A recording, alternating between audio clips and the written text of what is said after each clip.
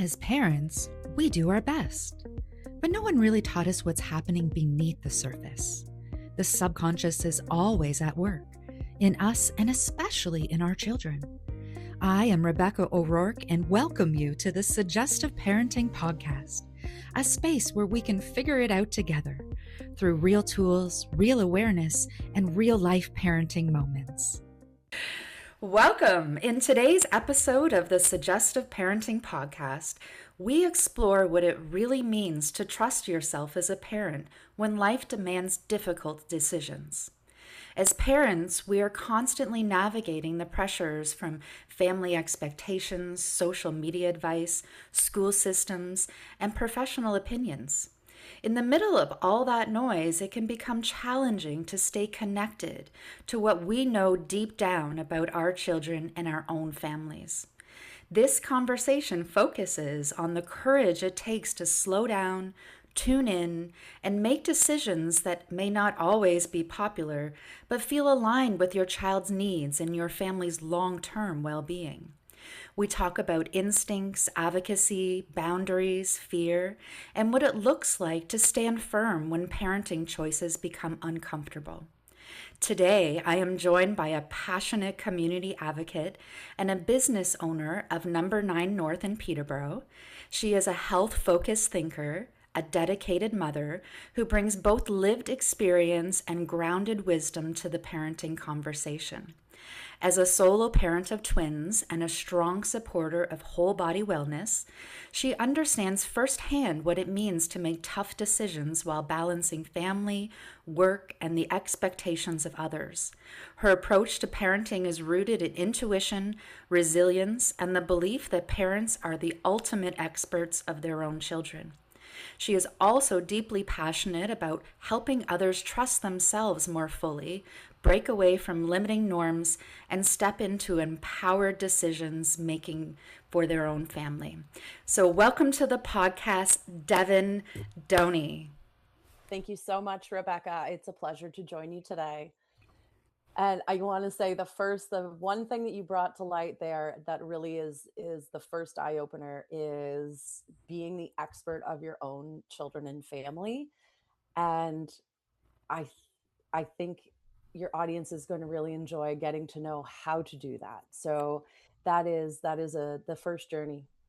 That is the goal. And it's something that as a young parent, I know that I struggled with. So I think it's really great that you're here today to bring this to life for families. So thank you so much for joining us. Tell us a little bit about yourself and your journey as a business owner, a community advocate, and a mother. Well, gosh, so my twins are 20. And so I have come through it right, all the steps along the way thus far.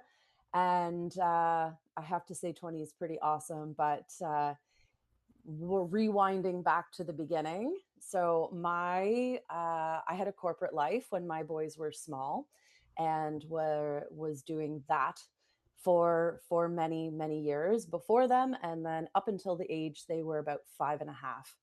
And at 5.5, the company that I was working for filed for bankruptcy. And it was the biggest scare in the world, but it was also the biggest blessing because I was able to take some time off and reevaluate and reassess how I wanted our family to progress. And I had only taken so my boys were 7.5 weeks premature, and I only took 5 months maternity leave. So they were gestationally only about 3 months old when I went back to work. So it was a little bit chaotic. We had some health complications with each of them, so lots of trips to sick kids and lots of time away and busy life. And at the time, my husband and their father was going through a battle with sickness and mental health and all the problems. Mm, And it was chaos. yeah. We were living in chaos. And there wasn't a night that I didn't put my children to bed with my phone on my ear because I was in retail, and retail, all of my stores were closing in between 7 and 10 o'clock at night, depending their time zone. So of course that's bath time, story time, pajamas time, playtime, and bedtime. And Mhm. and I had my phone glued to my face their whole first 5 years because that was my obligation at that time, and they were not in that moment. And they were to the extent of loving them and caring for them, but time allotment was much different. So then moving forward, they at 5.5, the business closed, and I was able to take unemployment for a little while because I had my worked my time, and took almost a whole year off and got to do all the things that I feel like I'd missed out on. So I got to volunteer at the school, and I got to go on all the class trips. And I was home for every bedtime and there for every breakfast. And I was no longer preoccupied with a career that was sucking my soul out and ruining my ability to be present for them. And I didn't realize at the time at how not present I was until that break happened. Mm. And during that time was a real eye opener of the life I didn't want to live. One of the things that I really love about what you just said is a huge foundation of suggestive parenting, which is having the outcome, knowing what kind of life that you actually want to have and making that decision, and then allowing all of your resources to flow towards the outcome that you want to have for your life. And a lot of parents, they don't operate this way. They're just like you were in the beginning, just taking it day by day, just trying to get through the day, just trying to make things the best they can. And it's very important. It's life-changing when we sit down and say, how do I want to see this? And What kind of life do I want to it have? was, yeah, it was that. I was finally allowed the mental clarity that I wasn't getting in that hectic rat race life Mhm. of, up at 6, kids in the car by 7, into Peterborough. We lived half an hour out of Peterborough, so into Peterborough for early daycare drop off so I could get to work for 8:30 so that we could have like this life that wasn't, in hindsight, wasn't a life at all. Yeah. And I was living in exhaustion. I was, cortisol loaded, living on freezer pizza and chicken nuggets. Like it was, it And I was. wonder how many parents can relate with that. I'm going to guess a large percentage, especially solo or single parents, because Mhm. not only do you have that, that solo-ness, and at the time I was with their father, but again, with his health complications, there was still the lion's share of the parenting was my responsibility. And while he was taking care of his health and still going to work and still trying to get by. So yeah, it was wild. And Mhm. I think that was the benchmark of, this is not what I want for us. So the big change came. So after having, half a year off, I started kind of putting the framework together of what's going to be next. And of course, because of my seniority in the industry I was in, I was being sought after, I was being recruited. I had my phone ringing all the time, people wanting me to come and join their company and work for them and be in their team of leadership. And I turned down so many jobs that year that it almost made me sick because, it was a huge salary, a, benefits package, RSP contributions, you name it. I had it all. I had an expense account Mhm. and travel allowance, and I was flying all over, and it was amazing. But it was self-serving, and it was not, it was very much ego serving. It Mhm. was not what was best for our family, my children, our home, our peace, my peace. And The so I made long-term goal, right? The a very long-term long goal. goal of raising healthy, awesome children who had a relationship with me. And I wasn't just that person who breezed in, gave them some dinner, and put them to bed with a phone on my ear. I Mhm. I that connection what was missing, and I realized that in that time period that I had off when they were 5, between 5 and 6. So all the fun things got to happen that year. I would meet them at the bus and we would play road hockey in front of the house and after school. And there was no phone until after dinner at all. There was no technology. We were fishing. We were looking for crayfish. We were chasing the geckos through the front yard. We were out just enjoying life, visiting friends or going swimming or whatever it was. And it really changed everything. So halfway through, I thought, I can't go back to that ever. Like it just can't happen. This right here is more important.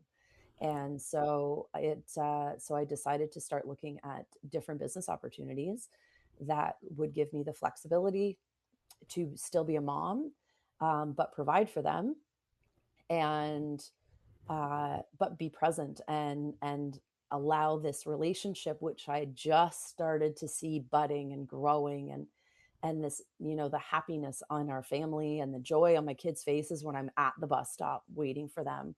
uh, Mhm. you just like all those little moments. I just was tired of giving them away to somebody else. Absolutely. Yeah, I can totally relate. It's the whole reason I chose my job at the school board when I did. Went back to school and I was still breastfeeding my daughter. Yeah, so there was a challenge, but I was so grateful that I went through it because I had March breaks off with my kids, summers off with my kids.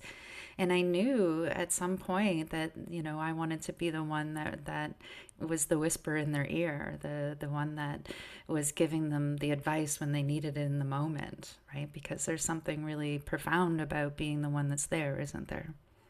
There is, and just the connection building of them trusting you. I think there's this preconception that, well, and you hear it, you know, when I have a baby, they're going to love me unconditionally and forever. And there's that mindset, and that they're just going to, they're Well, going to listen that's to me. They're going to love me. They're going to respect me. They're going to trust me. There's all these, you and I have things. older kids, so we know that that's so true sometimes and not others. Absolutely. And it doesn't just happen. That's the key, is you have to create that. Mhm. So just like you create, when you're, building a team at work, you have to screen appropriately and reference check appropriately and hire smart and have good boundaries and framework for your business or your company that you're working for. But the same rings true in your home. Just Mhm. do it a little different. So when I started applying the like team building techniques that I had in my workplace within my own family, I started noticing in gigantic leaps and bounds with my children's social abilities, with their how soundly they slept at night, how much more like happiness was in our house, how much more laughter was in our house, and everything just felt lighter. And so it was like I just can't go back to the other. I've had a taste of this, a joy. I can't give it back and turn my children back over to somebody else. I have goosebumps because you're touching on like the whole foundation of suggestive parenting here. Like the whole idea that connection is the foundation, and we always have to come back to connection. And connection is healing for us, it's healing for our kids, it's healing for our family, and even the people that are looking inward on our family. Yes. So to be able so when I made the decision that I wasn't going back, I found some business resources locally, and I had no idea what I was going to do. Absolutely none. But I figured that working for myself would probably be the best option.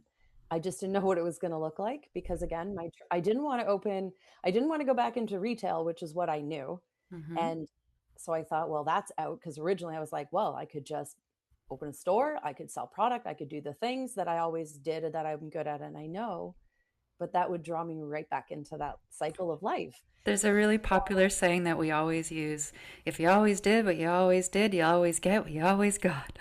Precisely. Yep. Well, I had that moment and I thought, no, I need complete change. Like it has to be something unfamiliar and absolutely different. And so I worked with some resources locally, and um, did a kind of like a, I think it was through Community Futures, and it was back like, so we're going back to 2012. So this was 2012. So quite a long time ago now. And I went to this meeting and they pitched this program that they were starting, and it was an entrepreneurship program about starting your own business. And they had a 4 week concentrated course, and it was every day for a month, and it was had a business mentor. We Awesome. had guidelines how to research, plan, prepare for business ownership, and to start and launch. And so then it was, okay, I want to do this program. I think this is right. No, what am I going to do? So it all magically came together. It was actually a customer of my children's father. He was in the trades, and they were going away. And so I have a couple businesses. Number 9 North's the newest one, but so, and they'd asked him if that he would look after their home through the winter. Okay. And at the time, he said, I can't fit that in. I can't accommodate it. But my wife is off right now. Maybe she could take that on, and she could do it around, it would be a couple times a week. It would be easy for me with the kids. And I thought, okay, well, I'll have a conversation with this family. So I had a conversation with them, and all of a sudden, it was like, that's the business. So called the program coordinator and said, I think I got my business idea. And can I apply for this program now that I have? Because you had to have the idea before Hmm. they would put you through. I said, I have my idea. And immediately she said, sure, we'll put you through the intake and put in your application. If it goes, you're in.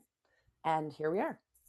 So my first business is Kawartha Home Watch, and it is looking after property for people while they are absent. So be it on a vacation, or if they're in a long-term stay in the hospital, or if they, travel a lot for business and they need someone to come in and, water the plants and make it look lived in and take in the mail and the newspaper. And, I'll contract the snow in the winter or the grass in the summer for them if they're away. And I do that. So that was business number one. And Awesome. then yeah, so that's and then it happened. So I did this great program, and in September of 2012 was business launch. And then 5 months later my husband moved out. Interesting. It was a whirlwind year. Yeah, yeah, sounds like it. Lots of change, lots of evolution within yourself, and probably the vision that you saw for your future had to change too. It honestly, it was the catalyst. So the catalyst was I'm not settling. I'm not settling for the life I had. I'm not settling for putting my kids in a daycare where I'm never there with them. I'm not settling for the busyness, the chaos, the no connection with them, breezing in and out of their life. So it was a And mission. it was kind of a mission, a silent mission. It all kind of just naturally happened in a rhythmic flow. And by the end of 2012, I guess enough had shifted that he shifted too. And so after that, it was the boys and I alone, and there was very limited interaction from him up until present day. Mhm. So it was a blessing and a curse. It was very Yes. difficult, and really set everybody back emotionally, and that that way. Hmm. But also it was really the fire that now I was like, I have to build this business. I am now raising children alone. I am Hmm. financially independent of him. There was no financial ties through divorce. Um, so I was like, okay, it's me and it's down to me and that's it. So let's go. Yeah. And we talk about what we're talking about difficult decision making. And Mhm. so through creating a business and family shifts and the dynamics and parenting, and you've had to deal with a lot of difficult decisions, and I'm sure that they also come up, as parents out there. There's information coming from their family, from social media, from all kinds of different directions. And what do you feel like you used as far as a mind strategy or a tool to help you stay on that mission and make those decisions so that you could chase the future you wanted? So the first one was dumping ego and realizing that, I'm in it now and it's going to be okay, but all of the fluff of life and those egocentric things that, pride and um reputation and physical appearance and everything, and how I kept my house and what my kids wore and what clubs they were in and organizations, all these. Sometimes we call that fear of scrutiny, right? Those things that Yeah, you're describing is the worry about what other people think, right? yeah. So you had All to let that go. all of it had to go because I had no money. I was just starting this business, and I was blessed in the fact that the program that I was in gave a startup allowance. So I had a very small budget to run on, um, which was tight. And so I took a part-time job back in retail, and because it was comfortable and Mhm. I knew enough people, so I took a part-time job and I worked that job when my children were visiting their dad. And so, a couple days a month, here and there. So I did that job when they were visiting dad, and then continued to build and grow the business, which led into business number two. And so about a year after Kawartha Home Watch started, um, there was getting an increased demand from my clients that I had now built and established, which was still kind of small, but good for a first year. And they wanted their home cleaned by when they came home, right? You come home from a holiday or you come home from a big, work away, or a winter in Florida, and your house gets dusty and maybe you didn't clean before you left. So I was getting requests from my clients to find them a house cleaner or somebody to come in and clean the house before they got home. And I thought, well, I already have the keys and you already trust me, and I'm kind of rattling around in my life. So I'll clean for you. There's an opportunity. It presented itself. I'll clean for you. So then I was cleaning. So I would do a pre clean before they would come home. And then they were so impressed that they wanted me to keep going. And then it was, could you clean for my Aunt Alice? And can you clean for my neighbor down the street? And oh, my sister needs a cleaning person. So then business two started. And this is a really great example of so one of the awesome things about you, Devon, is that you are freedom minded. And right, and you, not everybody thinks that way. So when you put your mind to something and then you're willing to chase it, and you look at the small, you look at it as the big picture, and you're willing to just kind of chase that big picture. But some other people need to do this in smaller steps. They need to feel safe and secure as they're building this for themselves. So it's really awesome that you've had this ability and this sort of way about you to be able to chase the things that you want. But for our listeners that are listening, I know that there's different, personalities out there. And so for the people that need to feel a little bit more safe and secure as they make these difficult decisions and they transition their life into things that are more aligned with the future that they want to have, it's small steps, isn't it? Where you're saying, okay, I'm just going to go do this thing. And then, oh, wow, all of these new things open up. Okay, great. And then you can choose, do I want to or not want to? Does this match or not match? And then you get to decide. And so it's really just, for some people, it's just about taking that first step and just saying yes. Just saying yes to an opportunity and then seeing where it goes. I absolutely agree, and it's interesting because over the years, I've kinda shared my story of how it all began a few times, and people just look at me sometimes and think, "How did you ever like, how did that all happen in a year?" And it's kind of a pattern in my life, so it all hits at once, and I know there's others that can relate to that. Um, I think the biggest one is I've always been very good at trusting myself. Hmm. I'm an only child, Say and I that was one more time for the audience. you have to learn to trust yourself. So, you have to trust that innate feeling that this feels right or this feels wrong. Whether you take a night to sleep on it, whether you talk to a trusted friend or a counselor or a coach or a parent or whoever has that place in your world. Um, I don't have parents that I would talk to about this stuff with. So mine was I had a trusted friend in that I could, kind of, does this make sense? Am I crazy?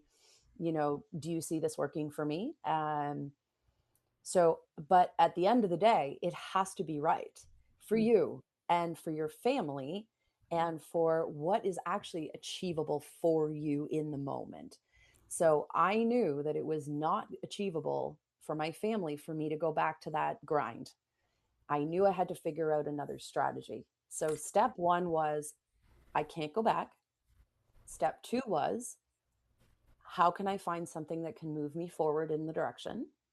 Three was finding the agency and the people to talk to that could help me in that direction and being confident that I had skills, I had transferable skills from my previous career. I had, our own my own uniqueness of, my personality and my ability to talk and make human connection that I knew I could bring into any industry. But did I ever think that I would be cleaning homes and scrubbing toilets for a living? Absolutely not. So when that presented itself back to the ego, it was I had a high heels and lipstick job, and now I'm wearing my hair in a bun and dirty clothes, and I'm Cloroxing people's bathrooms. Like, do you know what I mean? It was really this massive shift of humbling myself and realizing that my children's long-term happiness and success, they don't care what I do. They don't care. They don't care, and they're all that mattered. So I want to point out, if it's okay with you, this freedom-minded kind of strategy because you have it naturally and you're describing it, and not everyone has it. So, in NLP, they talk about genius being able to be broken down, copied, and modeled. And so we want to kind of break this down and so that other people can copy and model it because it's this idea that the outcome, right? And you know the outcome, and when you see the outcome, you know the outcome, and you're emotionally connected with the outcome. And the outcome is, who do I want my children to be? Not who do I want them to be tomorrow, but who do I want them to grow up to be? And what life do I want to have maybe 2 years, 3 years, 5 years from now? And so, this idea of having a picture, you probably were able to sort of maybe visualize it or imagine it how you wanted it to be. And so, you had an idea or a picture or a visualization, and then you started going every decision and every opportunity. You're going, does this align with the future that I want to have? Does this align with the picture? Does this align with my outcome?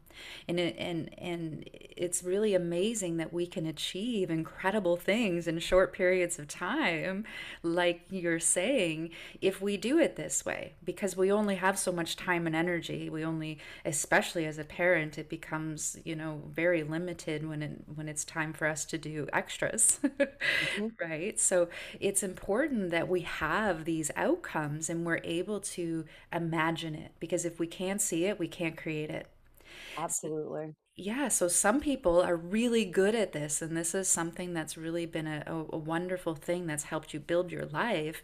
And it's something that other people can copy and model so that they can, decide how they want their life to be, connect up with that emotionally, and then look at all the things in front of them and go, does this match? Does this align? Is this gonna work? Right? And if the answer is yes, then you do it. If the answer is no, then you say no. Mhm. And so this brings me into my next question, which you kind of already answered. What advice do you have to give parents about making, for them to make difficult decisions? I think so. Back to what you just mentioned. So it is actually seeing where you want to be. So I had a saying when my boys were little, because everyone says, "Oh, I want to raise the best children. I want to raise great kids." Don't we And all? I would say, I want to raise great adults. Hmm. I don't, they're not going to be kids forever. And Exactly. I want Exactly. them to be awesome adults. So these first, the first 12 years of their lives, and the first 6 were already behind us. So I had 6 more years of the most impressionable time of their lives to make a difference. And I grew up in a family where I didn't feel like I mattered and I didn't have the mom that I wanted.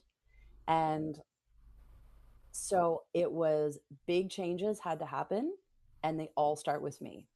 Mhm. So I can't expect my children to be centered and grounded and happy and joyful and playful and resilient if I am not those things. Exactly. So being playful, playing with my kids, not watching them play, Yes. getting to know their friends, having a Hmm. first name basis with their teachers, Hmm. spending time at their school, going on their trips, learning the other parents' names, learning all the other friends, getting to know who everyone in their world is, and letting them know who I was because we put too much trust in strangers to raise our family. Yeah. So being And interested, super genuinely. genuinely interested and engaged in what they're doing. Have a childhood memory of going skating and my mom behind the boards watching me. And I kept saying, come with me, come out here. And she never did. And I did not want to be that. Hmm. So I started coaching all their teams. I got involved with everything they wanted to do, be it on the board of directors of the club or a coach for them or a parent volunteer. I used to put books away in their school library and help with the breakfast program and like all of the things because if I need them to know they matter, I have to show them that they matter. Hmm. Telling them they're awesome doesn't count. Hmm. And it brings up, something really valuable to point out too, as we're talking about, are we chasing an outcome? Are we chasing, what we want? Or are we trying to avoid what we don't want? Are we trying to focus on, not doing the things that we didn't like our parents doing? And So, I think the world has kind of gone that way, right? And you see it very much in our young people of today. well, we're all just doing the best we can with what we know and what we have and the experiences that we have to date. So, I know there are a lot of people out there that are trying to avoid, the things that they don't want. And the way the subconscious works is when we're focused on what we don't want, we get more of what we don't want, You right? call it in. Right. So when we focus on what we do want, then it gives us like a North Star, like a direction. And so part of suggestive parenting is this healing up and letting go of whatever it is, strategies or that your parents didn't, and just, forgiving them for knowing whatever they know and not knowing for whatever they didn't know, right? And trusting that all humans really are truly doing what they know how to do based on what they've been taught. Yes. Yes. And so, I think I've even had this experience. I think all parents have had this experience where there's a time in parenting where we're trying to just not do the things that we didn't like that our parents did. And Yeah. then we go, "Oh, wait, there's more. I can have what I want." It is, you know what? I have to say that is a big benchmark of becoming what I call like a fully grown adult. Hmm. When you are fully grown, Do you know what you maturity is? what is the, I don't know the definition, but yeah. So, maturity is the ability to deal with frustrated desire alone. Ah, Okay, so that's when you're an adult, that's when you're mature. And that's what we need to teach our children how to do is to be able to deal with frustrated desire eventually alone. As mhm. parents, we can teach them how to do that over time, but that's the goal, maturity. I like that. Yeah. So that's what you're describing, right? Yes, it's that. It's that I am in charge of my life. I am responsible for my decisions, uh, the good and the bad. Mm-hmm. And when your kids are young, you're also in charge of their decisions Mm-hmm. and their outcomes. And I'm just a firm believer in modeling through example. So if, we grew up in the do as I say, not as I do model of parenting. Right. And and that is that, that I knew that wasn't going to fly in my house with my family. Yeah, you It, saw the outcome of that. yeah, I saw the outcome of that between like myself and my peer group and everyone else in our age pool. Yeah. And I thought that's just not going to work.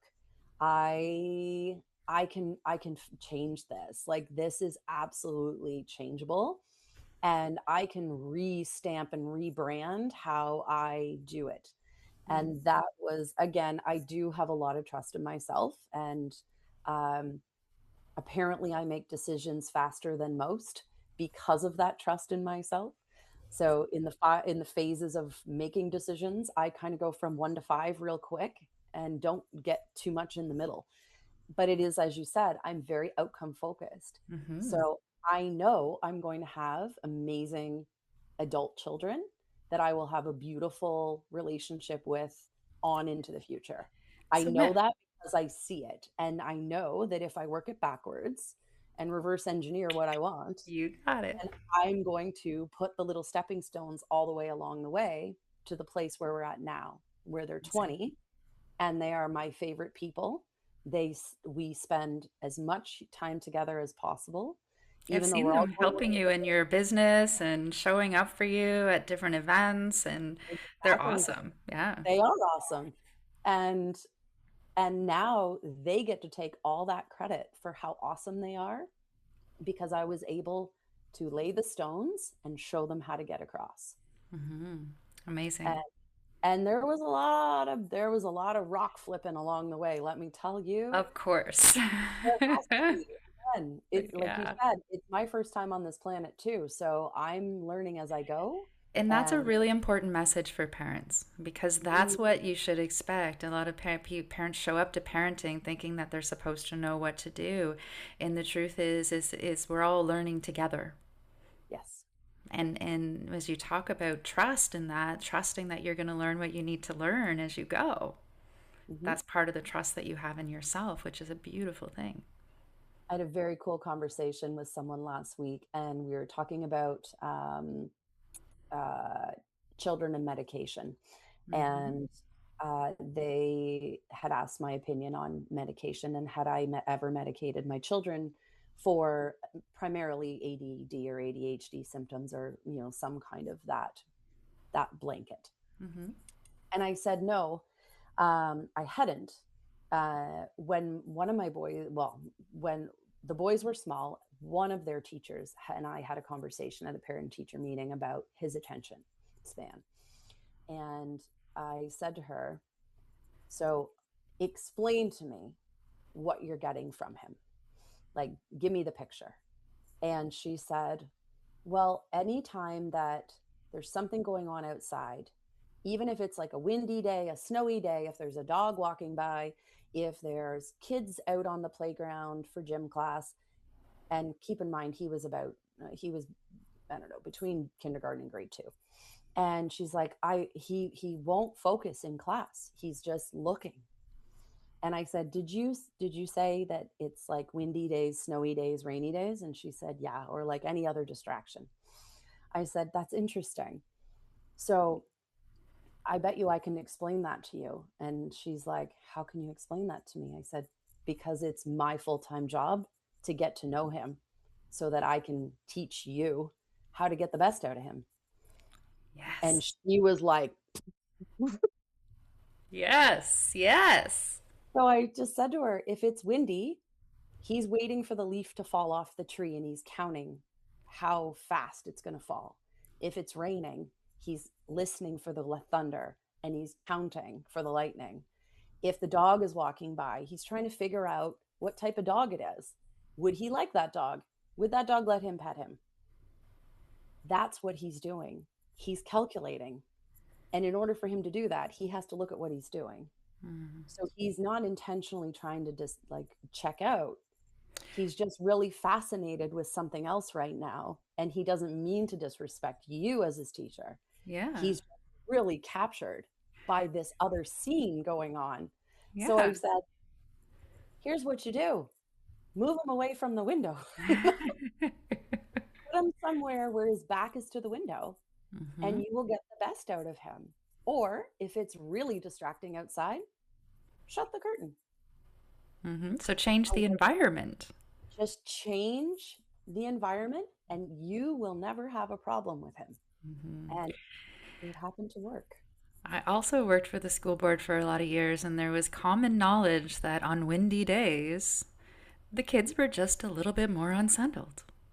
On stormy days, the kids were just a little bit more unsettled. And you might not be able to explain that or put that into science or words, but it was common knowledge that us as educators just knew within, oh, it's really windy today. Better bear down the hatchet.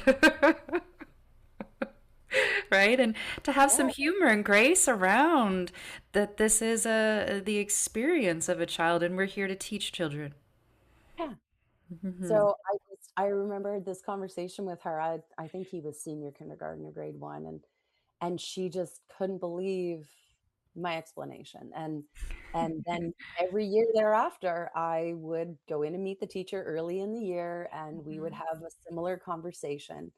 And and that same boy who was like 3 years behind in reading and 3 years behind in math and on an IEP, he graduated high school on the honor roll as an Ontario scholar and is now in an apprenticeship program doing amazing. So Awesome.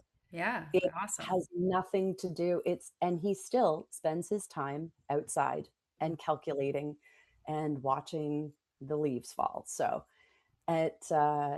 yeah, some things never change, but I remember they advised that I medicate him for his attention.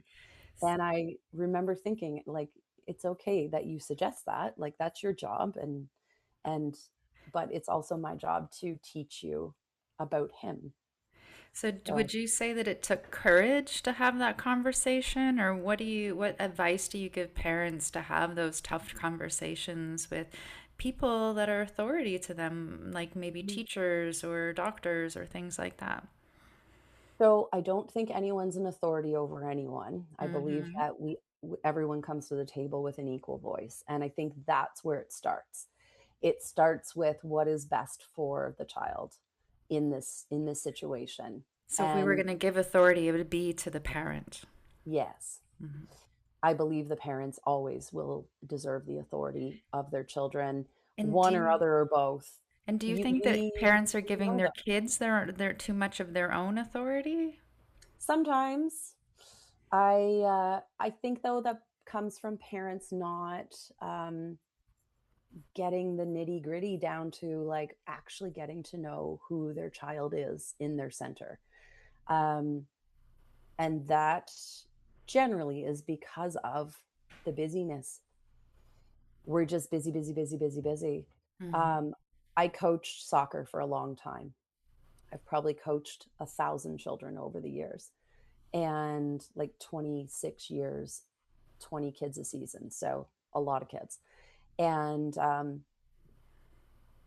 it was always fascinating to me, the parents that would come up to me in the beginning and say, well, little Sally isn't really interested in being here, but we wanted her to do something physical. And I thought, what?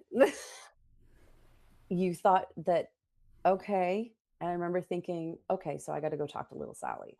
And it's like, little Sally, where would you rather be? And it was, I would rather be painting or dancing or collecting rocks, or I would rather be anywhere but here. And Hmm. so then sometimes I would have another conversation with the parents and say, I really love that you wanted her to join this program and our team, but little Sally has to want to be here in order for me to get her to in what I want to teach her. She Yeah. has to have some desire to be here and some interest. So I can keep her entertained if you want, but if you want to see her excel and learn, then this is not the place for her. Hmm. So it does take a lot of courage. It does. And it probably feels like I'm blitzing through the world, but it does take courage to kind of step back and assess. Does this actually make sense? Like, So going does back to the outcome, right? Does this align yeah, with the outcome? does this align with the outcome? If your outcome is for your child to be a, pro baseball player, Hmm. well, then there needs to be desire from the child along with actions from the parents. So if the parents desire the child to be a pro baseball player, then not only do the parents have to sign them up, but the parents have to become actively involved in the sport with them. It needs to be a family affair. You can't just watch from the bleachers. You have to offer to volunteer to coach, offer to help with practices. You have to be there present at the games. You have to be, learning the plays with them. You have to be doing all of the things, doing batting practice in the backyard, playing catch in the park on the weekends. There's a There fine has line to be there. There's a engagement fine from line, right? yeah, Because obviously it's not a full-time job I've for you. seen parents that are over involved in their kids' sports, which puts an excessive amount of pressure on them, right? So there's like a really kind of a fine dance there, right? Where Yeah. you're involved and you're in the sway of the dance, but you're not leading it. Correct. That's where the desire of the child has to come in. Mm-hmm. So the child has to want it. They have to Exactly. be committed to the team, to the sport, to the learning, because nobody's good at anything right away. So there has to be that curve. And Hmm. you're right, parents do push instead of encourage, they push. Yeah. And I have seen it myself. Um, I was a hockey mom, so I saw it a lot. oh yeah, you did. Yeah. Yeah. Rep soccer and rep football. So yeah, but Hmm. still, and there's push no matter what sport. So I want to throw something really interesting out there, something called leverage, and not everybody looks at leverage this way. You know, leverage is the thing that makes all of our decisions for us, right? Whatever has more leverage over us is where our time, finances, where everything goes. And so when we have an outcome and we're clear on the future that we want to have for our kids, the kind of people that we want our kids to be, if that has more leverage over us than fear of scrutiny or worry about what other people think, then we're going to be more likely to do what it takes to get the outcome. But if the worry about what your parents think or what your community thinks or what the teachers think, if the worry about others has more leverage over you, then that's where your decisions go. So a lot of times, you know, we're helping people with NLP and things like that so that we can shift what has more leverage over them. Therefore, the decision making becomes simple. Like when you're laying in bed in the morning and, you know, you want to be comfortable and that has more leverage over you, you just lay in bed. But then when you got to pee, you know, your bladder has more leverage and then you make the decision to get up, right? So Exactly. it's really this idea of leverage and that outcome that you have in being freedom minded really helps you keep the leverage in the right place. And I'm sure there's been times in your life where the leverage has been with fear or worry, right? What is this person going to think? Or am I going to like screw this up? Or, right? We've all been there. But you've been done a really amazing job at keeping the leverage on where you want things to be, not what's holding you right in the moment. So that's really awesome to point out for parents that are listening to this so that they can start to consider, do I have the outcome? Is the leverage on the outcome, whereas the leverage with, worried about, am I fitting into norms? Am I doing what everybody else is doing? Right? Those types of things. And how can I shift that leverage so that, what my kids need or want, or, what they need to become the adults I want them to be, has the most leverage. So, yeah, so I think that's an important thing to point out. Um, yeah, so we don't have a ton of time left. So if you have some, the one message that the listeners could take away from today, what would be the biggest message that you would give to them? Well, this one I actually wrote down so I wouldn't forget it in all of our conversation today. So forgive me, but I'm going to read it. Please do. So, my biggest takeaway for parents is educate yourself based on facts and then your instincts and what's achievable for your family in the moment. And always remember that if you wouldn't want to trade lives with someone, don't take advice from them. That's awesome. Thank you so much for joining us today, Devon. And I really appreciate your genuine insight and candidness, and showing up for parents and giving them the tools and strategies that have helped you so far. Well, thank you so much. It was a pleasure, and I'm very excited to be a part of your podcast. So, thank you. Thanks for tuning in to our Suggestive Parenting community. You can visit the website at suggestiveparenting.com for more tools and resources.